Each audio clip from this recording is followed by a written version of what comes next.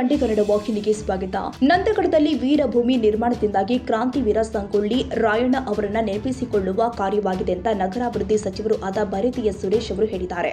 ಖಾನಾಪುರ ತಾಲೂಕಿನ ನಂದಗಡ ಗ್ರಾಮದಲ್ಲಿ ಸೋಮವಾರ ರಾಯಣ್ಣನ ವೀರಭೂಮಿ ವಸ್ತು ಸಂಗ್ರಹಾಲಯ ಉದ್ಘಾಟಿಸಿ ಕಾರ್ಯಕ್ರಮದಲ್ಲಿ ಮಾತನಾಡಿದರು. ಚುನಾವಣಾ ಪೂರ್ವದಲ್ಲಿ ಘೋಷಿಸಿದಂತೆ ಪಂಚ ಗ್ಯಾರಂಟಿಗಳನ್ನು ರಾಜ್ಯ ಸರ್ಕಾರದಿಂದ ಯಶಸ್ವಿಯಾಗಿ ಅನುಷ್ಠಾನಗೊಳಿಸಲಾಗ್ತಾ ಇದೆ. ಮುಂದಿನ ದಿನದಲ್ಲಿ ಕ್ರಾಂತಿವೀರ ಸಂಗೊಳ್ಳಿ ರಾಯಣ್ಣ ಕ್ಷೇತ್ರ ಅಭಿವೃದ್ಧಿ ಪ್ರಾಧಿಕಾರಕ್ಕೆ ಅಗತ್ಯದ ಅನುದಾನ ಹಾಗೂ ಸಹಕಾರ ಕೊಡಲಾಗಿದೆ ಎಂದಿದ್ದಾರೆ. ನಾವು ಹೇಳಿದ್ದೇನೆ ಮಾಡಿದ್ದೇವೆ. ಈ ಭಾಗದ ಅಭಿವೃದ್ಧಿಗಾಗಿ ಸಿದ್ದರಾಮಯ್ಯ ಅವರು ಪಕ್ಷಾತೀತವಾಗಿ ನಿಸರ್ಗವಾಗಿ ಸೇವೆ ಮಾಡಿದ್ದಾರೆ. ಮೊದಲೇ ಬಾರಿ ಮುಖ್ಯಮಂತ್ರಿ ಆಗಿದ್ದಾಗ ಸಿದ್ದರಾಮಯ್ಯ ಅವರು ಈ ಭಾಗಕ್ಕೆ ಈ ಅಭಿವೃದ್ಧಿ ಪ್ರಾಧಿಕಾರಕ್ಕೆ ಅನುದಾನ ಕೊಟ್ಟಿದ್ರು ಎಂದಿದ್ದಾರೆ.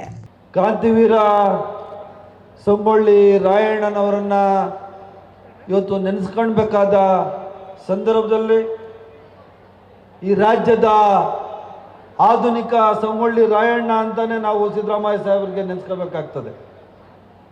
ಇವತ್ತು ಕುರುಬ ಸಮಾಜದಲ್ಲಿ ಹುಟ್ಟಿ ಈ ದೇಶದಲ್ಲಿ ಅತ್ಯಂತ ಯಶಸ್ವಿ ಮುಖ್ಯಮಂತ್ರಿ ಅಂತ ಅನಿಸ್ಕೊಂಡವರು ನಮ್ಮೆಲ್ಲರ ಪ್ರೀತಿಯ ಮುಖ್ಯಮಂತ್ರಿಗಳಾದ ಸಿದ್ದರಾಮಯ್ಯನವರು.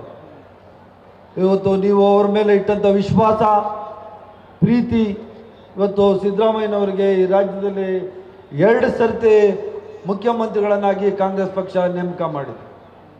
ಈ ಆಶೀರ್ವಾದ ಮಾಡುವಂತಹ ಕರ್ನಾಟಕದ ರಾಜ್ಯದ ಜನತೆಗೆ ನಾನು ಇವತ್ತು ವಿನೀತ ಭಾವವಾಗಿ ಕೃತಜ್ಞತೆಗಳನ್ನು ಸಲ್ಲಿಸಲಿಕ್ಕೆ ಇಚ್ಛಿಸ್ತೇನೆ.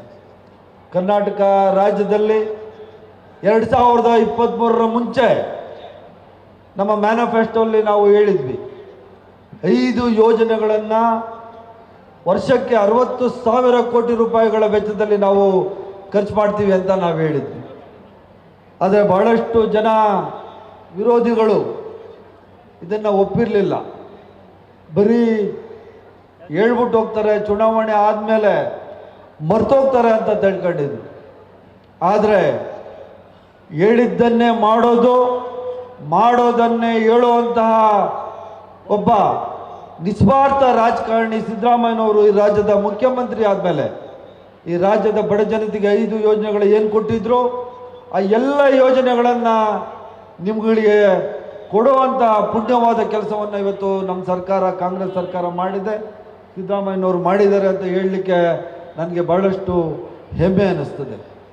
ಮುಂದಿನ ದಿವಸಗಳಲ್ಲಿ ಈ ಪ್ರಾಧಿಕಾರಕ್ಕೆ ಯಾವುದೇ ಸೌಲಭ್ಯಗಳು ಬೇಕಾದ್ರೂ ನಮ್ಮ ಸರ್ಕಾರ ಮಾಡಲಿಕ್ಕೆ ಸಿದ್ಧ ಇದೆ, ನಮ್ಮ ಮುಖ್ಯಮಂತ್ರಿಗಳು ಮಾಡಲಿಕ್ಕೆ ಸಿದ್ಧ ಇದ್ದಾರೆ ಅಂತ ನಾನು ಈ ಸಂದರ್ಭದಲ್ಲಿ ಹೇಳಲಿಕ್ಕೆ ಬಯಸ್ತೇನೆ. ಇವತ್ತು ಕುರುಬ ಸಮಾಜ ಅಂದರೆ ವಿಶಿಷ್ಟವಾದ ಒಂದು ಬೆಲೆ ಇರುವಂಥದ್ದು. ಹಾಲು ಕೆಡ್ತದೆ, ಆದರೆ ಹಾಲು ಮತ ಸಮಾಜ ಕೆಡೋದಿಲ್ಲ ಅಂತ ಹೇಳಿ ನಾಣ್ಣುಡಿ ಇದೆ. ಬಹಳಷ್ಟು ಸಂದರ್ಭಗಳಲ್ಲಿ ನಾನು ಈ ಮಾತನ್ನು ಹೇಳಿದ್ದೇನೆ. ಅದೇ ಪ್ರಕಾರ ಬಸವಣ್ಣವರು ಏನು ಹೇಳಿದರು 12ನೇ ಶತಮಾನದಲ್ಲಿ ಸಮಾಜದ ಸೃಷ್ಟಿ, ಅದನ್ನೇ ಇವತ್ತು 14ನೇ ಶತಮಾನದಲ್ಲಿ ಕನಕದಾಸರು ಹೇಳಿದ್ರು. ಅದನ್ನೇ ಡಾಕ್ಟರ್ BR ಅಂಬೇಡ್ಕರ್ ಅವರು ಸಂವಿಧಾನದಲ್ಲಿ ಬರೆದಿದ್ರು.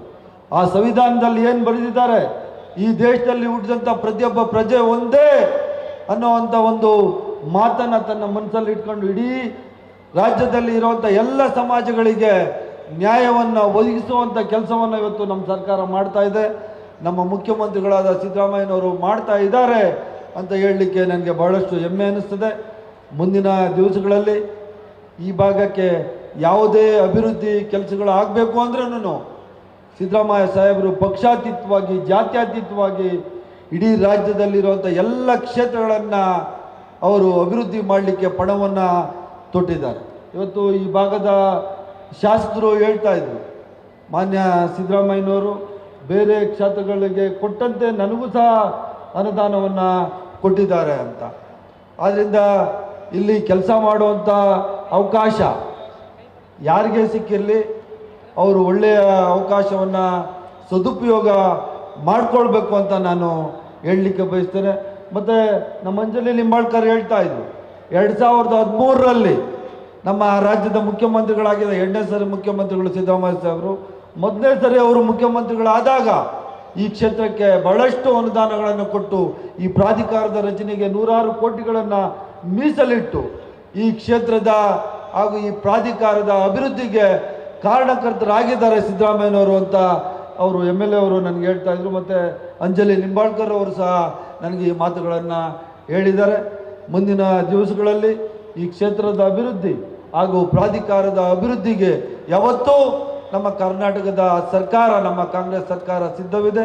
ಸಿದ್ದರಾಮಯ್ಯ ಸಾಹೇಬರು ಬರೀ ಕುರುಬ ಜನಾಂಗದಲ್ಲಿ ಹುಟ್ಟಿ ಬರೀ ಸಂಗೊಳ್ಳಿ ರಾಯಣ್ಣನಿಗಲ್ಲ, ಕಿತ್ತೂರು ಚೆನ್ನಮ್ಮನಿಗಾಗಲಿ, ಬಸವಣ್ಣವ್ರಿಗಾಗಲಿ, ಅಂಬೇಡ್ಕರ್ ಅವ್ರಿಗಾಗಲಿ, ಯಾವುದೇ ಸಮಾಜದ ಯಾವುದೇ ಬಡ ವ್ಯಕ್ತಿಗಳಿಗೆ ಹಾಗೂ ಮಹಾನ್ ವ್ಯಕ್ತಿಗಳಿಗೆ ಅವ್ರಿಗೆ ಏನೇ ಅವರ ಸ್ಮಾರಕಗಳಿಗಾಗಲಿ ಅವರ ಅಭಿವೃದ್ಧಿ ಕೆಲಸಗಳಿಗೆ ಜಾತಿ ಜನಾಂಗಗಳ ಒಂದು ಹಮ್ಮಿಲ್ಲದೆ ಪಕ್ಷಾತೀತವಾಗಿ ಜಾತ್ಯತೀತವಾಗಿ ಎಲ್ರಿಗೂ ಈ ರಾಜ್ಯದಲ್ಲಿ ಸಮಬಾಳು ಸಮಪಾಲನ್ನು ಕಲ್ಪಿಸಿಕೊಟ್ಟಂಥ ಮುಖ್ಯಮಂತ್ರಿಗಳಿಗೆ ನಾನು ಧನ್ಯವಾದಗಳನ್ನ ತಿಳಿಸಿ ಈ ಸಮಾರಂಭದಲ್ಲಿ ಭಾಗವಹಿಸಲಿಕ್ಕೆ ಮತ್ತು ನಿಮ್ಮ ಜೊತೆ ಮಾತಾಡಲಿಕ್ಕೆ ಅವಕಾಶ ಮಾಡಿಕೊಟ್ಟದಕ್ಕಾಗಿ ಪ್ರಾಧಿಕಾರಕ್ಕೆ ನನ್ನ ಅಭಿನಂದನೆಗಳನ್ನ ಸಲ್ಲಿಸ್ತೇನೆ. ನಾನು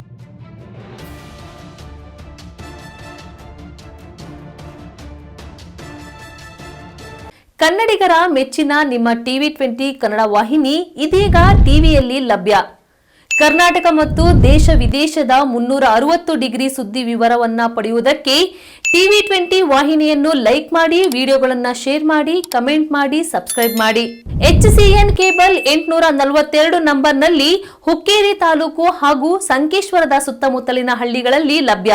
PCN ಕೇಬಲ್ 129 ನಂಬರ್ನಲ್ಲಿ ಹಾರುಗೆರೆ ಸುತ್ತಮುತ್ತಲಿನ ಹಳ್ಳಿಗಳಲ್ಲಿ ಲಭ್ಯ.